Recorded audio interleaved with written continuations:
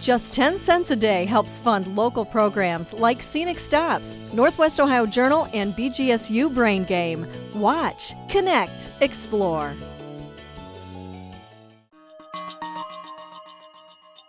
The one we grew up with. The one you rode every summer at whatever amusement park you were at. Those are the ones that touch our hearts.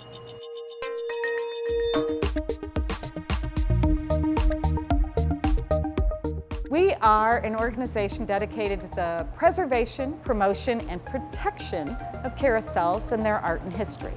We love promoting it through giving carousel rides and tours and helping people learn a little bit more about where carousels fit into America's history.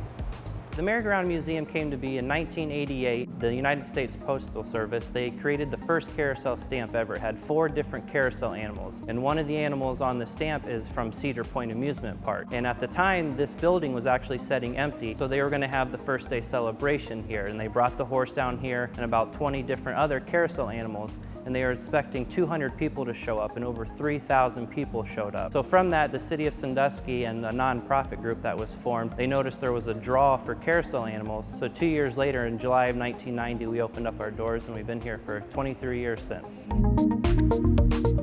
When you come into the museum, the first thing you're greeted with is a 1900 elk that is thought to be the only one in the world. So that's the first thing you see when you come in. It's on a high platform. And then from there on out through the museum, we have just a wide range of carousel animals, from tigers to zebra, the traditional horses, and we also have a rooster as well.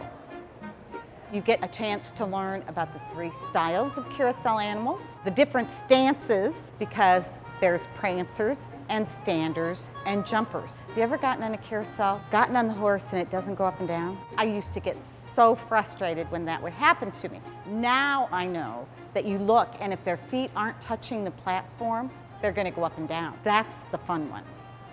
The 3 basic styles of carousel animals are county or country fair. Those are the portable ones that got moved week to week, place to place. Then there's Philadelphia style.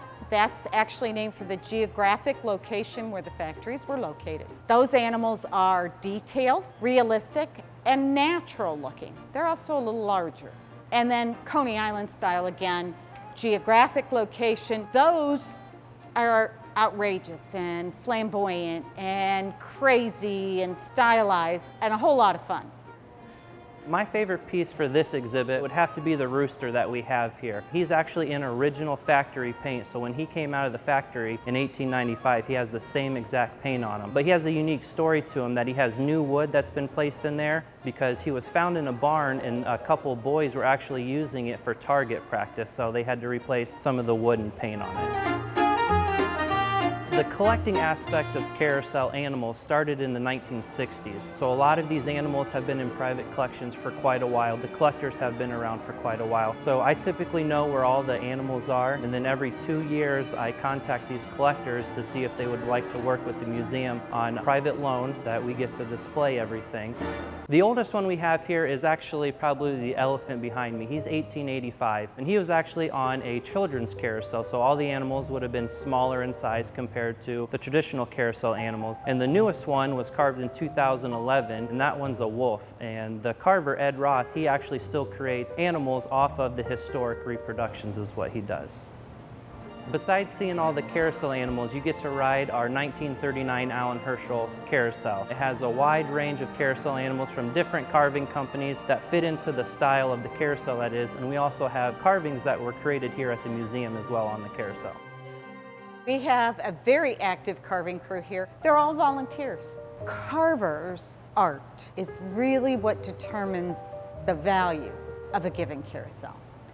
Carving carousel animals out of wood gives them a warmth and an ability to give it a depth, whether it's in the mane, in the facial expression, and the trappings, which are what we call the decorations on the side of the animals. All the decoration is on what we call the romance side, the side you see. The other side's plain. It's done in parts: the head, the neck, that's carved by our head carver. We have the body, legs, and tail. So there are body guys, there's one tail guy, and then we have leg guys. The body is a box. It's done from boards. There'll be between 10 and 20 people that'll work on it from start to finish. Each year we actually create one carousel horse that we do for a raffle. It's one of our fundraisers. We auction it off at our New Year's Eve party. So besides the one horse we carve, we actually do restoration for collectors as well. The reason why I always tell people they need to stop in is because this is something you don't get to see every day.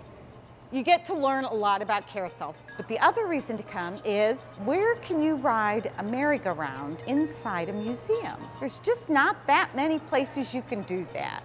And a fast one. Put a smile on your face every single time.